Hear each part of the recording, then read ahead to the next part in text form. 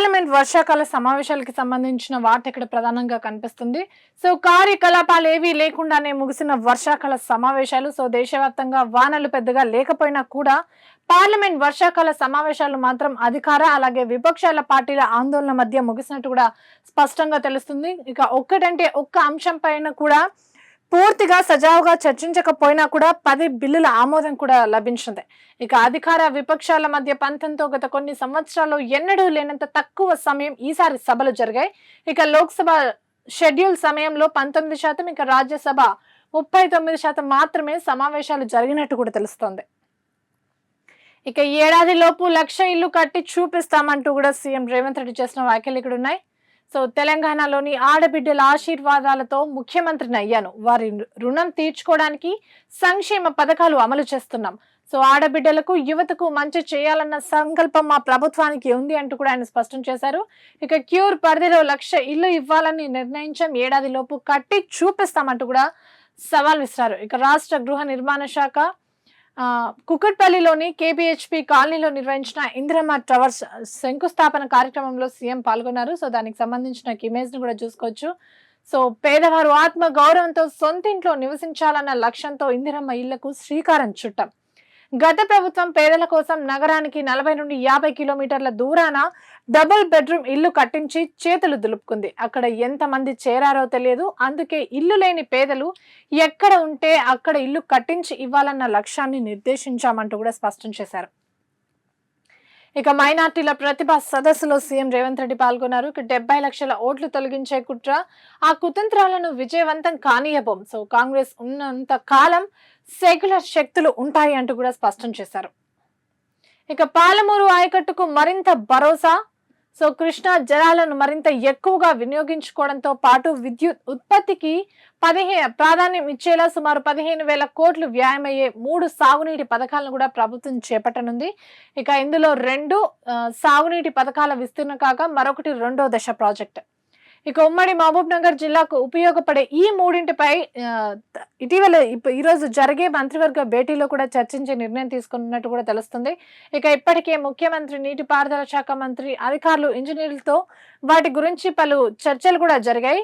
So గట్టు ఎత్తిపోతల పథకం విస్తీర్ణ అలాగే నెట్టెంపాడు ఎత్తిపోతల పథకంలో భాగంగా నిర్మించిన గూడెందొడ్డి రిజర్వాయర్ సామర్థ్యాన్ని 1 టీఎంసీ నుంచి 15 టీఎంసీలకు పెంచడంతో పాటు పంప్డ్ స్టోరేజ్ ద్వారా విద్యుత్ ఉత్పత్తిని చేపట్టడం, నారాయణపేట కొడంగల్ ఎత్తిపోతల 2వ దశ ఇందులో ఉన్నట్లు కూడా తెలుస్తుంది. సుమారు 12,000 కోట్ల వ్యయమయ్యే గూడెందొడ్డి రిజర్వాయర్ సామర్థ్యం పెంపు పథకాన్ని కూడా మొదట కన్సల్టెన్సీ ఎంపిక చేయనున్నట్టు కూడా అధికారులు తెలుపుతున్నారు. ఇక సార్ నోటీసు వస్తే ధృవపత్రం చూపించాల్సిందే.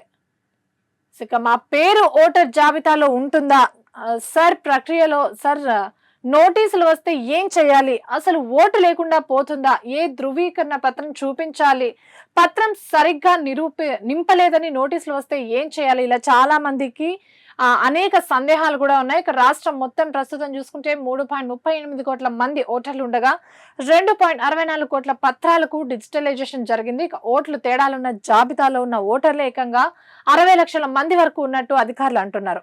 ఇక వీరందరికీ నోటీసులు ఇవ్వడానికి కూడా ఎన్నికల సంఘం అధికారులు అయితే ఇప్పటికే ఏర్పాట్లు కూడా పూర్తి చేస్తున్నారు.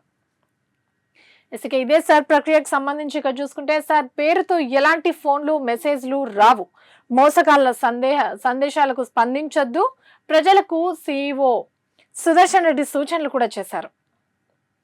ఇక హ్యాండ్ రోడ్ల చెల్లింపులకు ఆర్బీఐ దున్ను, దేశంలో తొలిసారి ప్రత్యేక ఆర్థిక మెకానిజం. ఇక రాష్ట్ర వ్యాప్తంగా అటు రోడ్లు, భవనాల శాఖ, ఇటు పంచాయతీ రాజ్ శాఖ హైబ్రిడ్ యూనిట్ మోడల్ కింద చేపట్టనున్న రహదారులు ఏవైతే ఉన్నాయో వాటి అభివృద్ధికి సాంకేతిక అవరోధంగా మారిన కాంట్రాక్టర్ల చెల్లింపుల సమస్యకు రాష్ట్ర ప్రభుత్వం శాశ్వత పరిష్కారం కూడా చూపబోతుంది. సో 2 శాఖల ద్వారా సుమారు 29,000 కోట్ల అంచనా వ్యయంతో 13,000 కిలోమీటర్ల పైచిలుక రోడ్లను కూడా నిర్మించాలని ప్రభుత్వం సంకల్పించింది. ఇక 2.5 నుంచి 3 ఏళ్లలో నిర్మాణాలు పూర్తయిన తర్వాత 15 ఏళ్ల పాటు గుత్తేదారులకు చెల్లించాల్సిన నిధులకు రిజర్వ్ బ్యాంక్ ఆఫ్ ఇండియా గ్యారంటీగా ఉండే ప్రత్యేక వ్యవస్థకు గ్రీన్ సిగ్నల్ వచ్చినట్టు కూడా తెలుస్తోంది.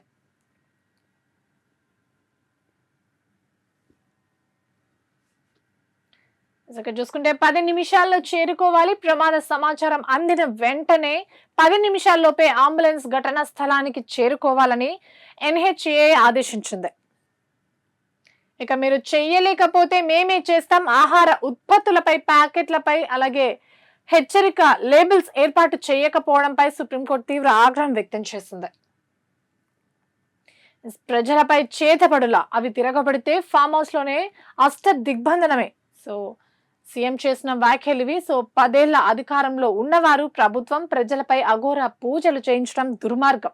రాష్ట్రంలో కరువు వచ్చి జనాలు అల్లాడిపోవాలని ప్రభుత్వం బద్నాం కావాలని చేతపడులు చేశారు. ఎంత ఘోరమైన పూజలు చేసినా దేవుడు అదృష్టం మా వైపే ఉన్నాయంటూ కూడా సీఎం స్పష్టం చేశారు. మా సంకల్పం మంచిదే కాబట్టి ఎల్నినో సమయంలోనూ వర్షాలు కురుస్తున్నాయి. ఇక అత్యంత విలువైన స్థలంలో పేదలకు ఇందిరమ్మ ఇల్లు కట్టిస్తున్నాం. సో కొనుక్కున్న భూమి 22A జాబితాలో ఉన్న అంగుళం కూడా పోదు అంటూ కూడా సీఎం హామీ ఇచ్చారు. ఇకపై పైలట్లందరికీ డ్రగ్ టెస్ట్ నిబంధనను తప్పనిసరి చేయనున్న ఎయిర్ ఇండియా, అలాగే ఎయిర్ ఇండియా ఎక్స్ప్రెస్ కూడా. సో వాయిదాల సమావేశాలు ముగిశాయి. నిరవధికంగా వాయిదా పడిన పార్లమెంట్ ఉభయ సభలు. ఇక చూసుకుంటే బాధితులే నిందితుల. సో పరాకాష్ఠకు కుట్ర రాజకీయాలు, బీసీ నాయకులను వదలని వెన్నుపోటు పార్టీ అధ్యక్షుడు చంద్రబాబు అంటూ కూడా ఏపీ మాజీ సీఎం వైఎస్ జగన్ చేసిన వ్యాఖ్యలు ఇక్కడ ఉన్నాయి. సో చంద్రబాబుపై నిప్పులు చెరిగిన YS Jagan. So red book రాజ్యాంగంతోనే ఎమ్మెల్యే విరూపాక్షపై అక్రమ కేసులు పెట్టారు. అర్ధరాత్రి 2 గంటలకు ఆయన్ను అరెస్టు చేయాల్సిన అవసరం ఏమొచ్చింది? సో ఆయన ఏమైనా ఉగ్రవాద? పగటిపూట నోటీసు ఇస్తే సరిపోయేది కదా అంటూ కూడా ఆరోపించారు. ఇక విరూపాక్షతో ములాఖత్ సందర్భంగా జైలులో నిలబెట్టి వీడియోలు తీసి నన్ను అవమానించారు అంటూ కూడా కామెంట్ చేశారు. ఇక చూసుకుంటే ఎన్రోల్మెంట్ పై నిషేధం, ఆపై సవరణ. సో ఉదయం జారీ చేసిన ఉత్తర్వులపై వెనక్కి తగ్గిన బీసీఐ అలాగే నల్సార్ 2026 బ్యాచ్ విద్యార్థుల ఎన్రోల్మెంట్ కు మార్గం సుగమమైంది. నచ్చిన రాష్ట్ర బార్ కౌన్సిల్ లో పేరు నమోదు కూడా గ్రీన్ సిగ్నల్ లభించింది. ఇక స్మార్ట్ గా రేషన్ కార్డ్. సో తెలంగాణ వ్యాప్తంగా రానున్న రేషన్ కార్డులకు సంబంధించిన ఒక నమూనాను మనం ఇక్కడ చూసుకోవచ్చు. 9 రకాల సెక్యూరిటీ ఫ్యూచర్స్ తో పటిష్ట భద్రత. సో రాష్ట్రంలో కొత్తగా జారీ చేయనున్న స్మార్ట్ రేషన్ కార్డులను మరింత భద్రంగా, డూప్లికేట్లకు తావు లేకుండా రూపొందించడానికి సివిల్ సప్లైస్ శాఖ లేటెస్ట్ టెక్నాలజీని ఉపయోగిస్తుంది. ఇక పాస్పోర్ట్లు, బ్యాంక్ నోట్లు, కీలక ప్రభుత్వ పత్రాల ముద్రణలో ఉపయోగించే భద్రతా ప్రమాణాలను కూడా ఈ కార్డుల తయారీలో వాడుతున్నారు. ఇక కార్డ్ అసలు ధనాన్ని సులభంగా గుర్తించడంతో పాటు లబ్ధిదారుల వివరాలని డిజిటల్ గా ధృవీకరించేందుకు కూడా వీలుగా మొత్తం 9 రకాల సెక్యూరిటీ ఫీచర్స్ తో నమూనాని రూపొందించారు. సో దానికి సంబంధించిన నమూనా ఇక్కడ ఉంది.